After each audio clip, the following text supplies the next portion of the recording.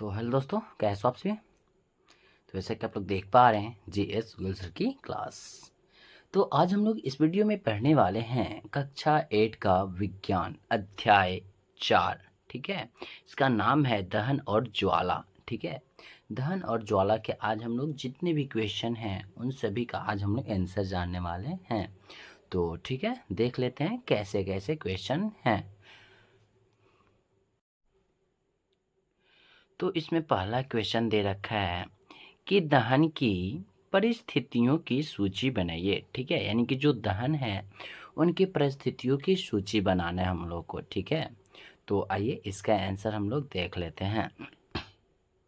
तो इसका आंसर हम लोग लिख सकते हैं कि दहन के लिए ईंधन, वायु, ऊष्मा आवश्यक है, जिसमें ऑक्सीजन की सही मात्रा में आपूर्ति आवश्यक है। ठीक है, यानी कि दहन के लिए ईंधन, वायु, ऊष्मा आवश्यक है। ठीक है, यानी कि कोई भी चीज़ को जलने के लिए ईंधन, वायु, ऊष्मा आवश्यक है। ठीक है, जिसमें ऑक्सीजन की सही मात्राओं में आपूर्ति आवश्यक है।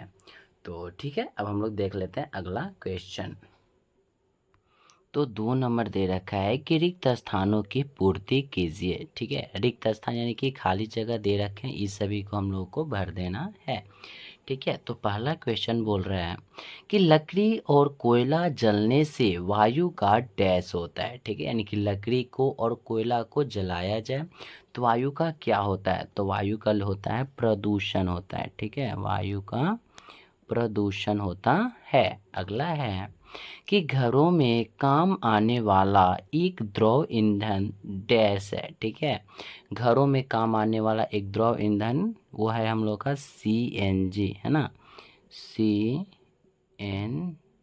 है ना, सीएनजी। अगला है कि जलाना प्रारंभ होने से पहले ईंधन को उसके डैश ताप पर गर्म आवश्यक है। तो इसका राइट आंसर हो जाएगा ज्वलन ताप। ठीक है, ज्वलन ताप, है ना, यानी कि जलना प्रारंभ होने से पहले ईंधन को उसके डैश तक गर्म करना आवश्यक है, यानी इसका राइट आंसर हो जाएगा ज्वलन ताप। अगला है कि तेल द्वारा उत्पन्न आग को डैश द्वारा नियंत्रित नहीं किया जा सकता। ठीक है, अगर अगर जल द्वारा आग लगा हो तो किसके द्वारा उस पर क्या करते हैं हम लोग, नियंत्रित नहीं कर सकते हैं। तो इसका राइट आंसर है पानी, है ना, पानी द्वारा हम लोग नियंत्रण नहीं कर सकते हैं। उसके लिए हम लोग को बालू, मिट्टी, ये सब हम लोग को उस पर डालना होगा। ठीक है, तो अब हम लोग देख लेते हैं अगला क्वेश्चन।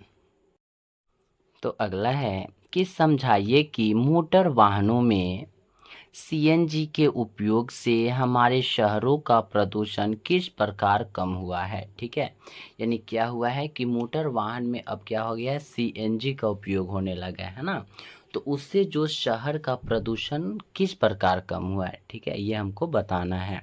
तो आइए इसका भी आंसर हम लोग देख लेते हैं। इसका आंसर हम लोग लिख सकते हैं कि मोटर वाहनों में सीएनजी के उपयोग से हमारे शहरों में प्रदूषण कम हुआ है, क्योंकि सीएनजी सल्फर और नाइट्रोजन के ऑक्साइडों का उत्पादन अल्प मात्रा में करती है। ठीक है, यानी कि जो मोटर वाहन में जो सीएनजी के उपयोग जो करते हैं उसमें क्या होता है कि सल्फर और नाइट्रोजन डाइऑक्साइड क्या करता है, इसकी मात्रा, इसकी अल्प मात्रा में उत्पादन करती है, इसलिए हम लोग क्या करते हैं, मोटर वाहनों में सीएनजी का उपयोग करते हैं। ठीक है, तो चलिए अब हम लोग देख लेते हैं अगला क्वेश्चन।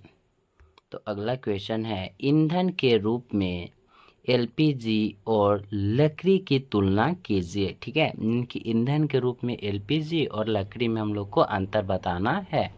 तो आइए चलिए इसका भी आंसर हम लोग देख लेते हैं।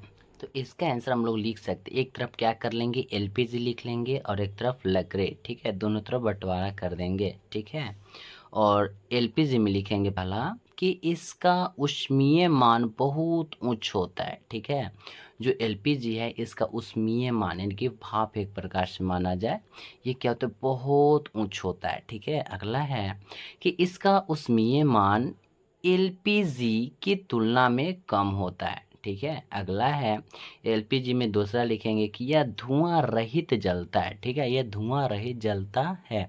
इसका कहने का अर्थ है कि इसमें जो धुआं उत्पन्न नहीं होता है, ठीक है। यह कि यह धुआं युक्त जलता है, धुआं युक्त यानी कि धुएं के साथ जलता है, ठीक है। अगला है कि इसके जलने पर कोई विषैली गैस उत्पन्न नहीं होती है, ठीक है, कोई विषैली गैस उत्पन्न नहीं होती है। और क्या है, लकड़ी जो है, लकड़ी के जलने पर CO2 तथा कम वायु में O2 उत्पन्न होती है, ठीक है। O2 CO2 यानी कार्बन डाइऑक्साइड और O2 यानी कि कार्बन मोनोऑक्साइड, जो कि सबसे जहरीली गैस है ना।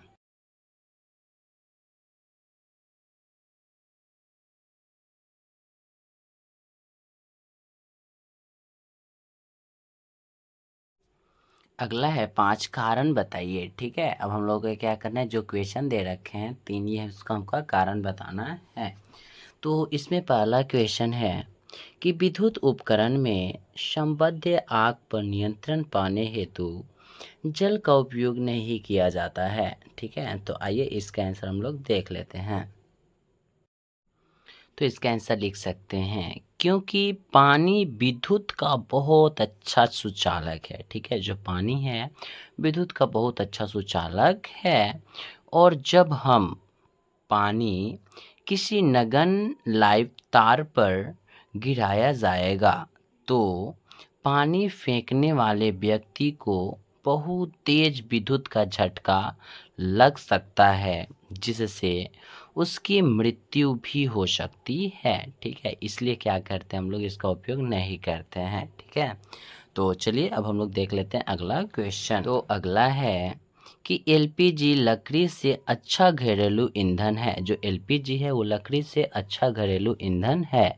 आइए इसका भी आंसर हम लोग देख लेते हैं। तो इसका आंसर लिखेंगे क्योंकि एलपीजी का ज्वलन ताप, जो एलपीजी का ज्वलन ताप है लकड़ी की तुलना में कम होता है, ठीक है। इसलिए जो होता है वो अच्छा होता है।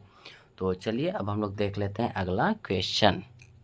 तो अगला क्वेश्चन है कि कागज स्वयं सरलता से आग पकड़ लेता है, जबकि एल्युमिनियम पाइप के चारों ओर लपेटा गया कागज का टुकड़ा आग नहीं पकड़ता है, क्यों, ठीक है। तो आइए इसका भी आंसर हम लोग देख लेते हैं। तो आइए देख लेते हैं अब इसका आंसर, ठीक है।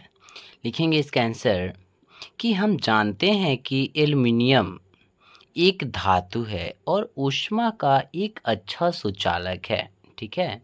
एल्युमिनियम धातु के चारों तरफ लिपटे कागज का ताप जब बढ़ने लगता है तो एल्युमिनियम कागज से ऊष्मा को अवशोषित करके कागज के ताप को उसके ज्वलन ताप से कम कर देता है, ठीक है। यही कारण है कि कागज स्वयं सरलता से आग पकड़ लेता है, जबकि एल्युमिनियम पाइप के चारों तरफ लिपटा गया कागज का टुकड़ा आग नहीं पकड़ता है, ठीक है। तो आई होप आप लोग इस क्वेश्चन का भी आंसर बहुत अच्छे से समझ गए होंगे। तो चलिए देख लेते हैं हम लोग अगला क्वेश्चन। तो अगला क्वेश्चन है कि मोमबत्ती की ज्वाला का चिन्हित चित्र बनाइए, ठीक है। यानी मोमबत्ती जब जलता है उसका क्या करना, हम लोग को एक चित्र बना देना है। तो आइए देख लेते हैं। तो इसका आंसर ये है मोमबत्ती की ज्वाला के भिन्न क्षेत्र, ठीक है। ये क्या है, हम लोग का मोमबत्ती है, ठीक है। और ये वाला जो सबसे आप लोग जो बाहरी भाग देख रहे हैं ये कैसा होता है, नीला होता है, नीला, ठीक है। और जो ये देख पा रहे हैं आप लोग मध्य भाग है ना, ये मध्य भाग ये होता है आपका पीला, ठीक है। और ये आप लोग जो देख पा रहे हैं सबसे अंदर वाला है ना, ये होता है काला, ठीक है। सबसे ऊपरा वाला भाग जलता है नीला, बीच वाला चलता है पीला और निचला जलता है काला, ठीक है। तो जो ऊपर वाला होता है पूर्ण दहन का बाह्य क्षेत्र है जो नीला होता है, ठीक है। अगला ये क्या है कि सबसे गर्म भाग है, जो ऊपर वाला है भाग वो सबसे गर्म भाग है जो, और क्या है कम गर्म, बीच वाला जो होता है कम गर्म होता है और जो सबसे नीचे वाला होता है सबसे कम गर्म होता है, ठीक है। ये है मोमबत्ती। अब एक कि आंशिक दहन वाला मध्य भाग, आंशिक यानी कि थोड़ा बहुत जलता है, ठीक है। सबसे नीचे वाला भाग जो होता है बिना जली मोमबत्ती का सबसे आंतरिक क्षेत्र, ठीक है, जो काला होता है। तो आई होप आप लोग को यह वीडियो बहुत अच्छा लगा होगा। तो प्लीज़ लाइक और सब्सक्राइब करना ना भूलें, साथ ही बेल आइकन को प्रेस कर लें ताकि जब भी हम न्यू वीडियो अपलोड करें सबसे पहले नोटिफिकेशन आपके पास जाए। तब तक के लिए जय हिंद, जय भारत। फिर मिलते हैं नेक्स्ट वीडियो में नेक्स्ट क्वेश्चन के साथ।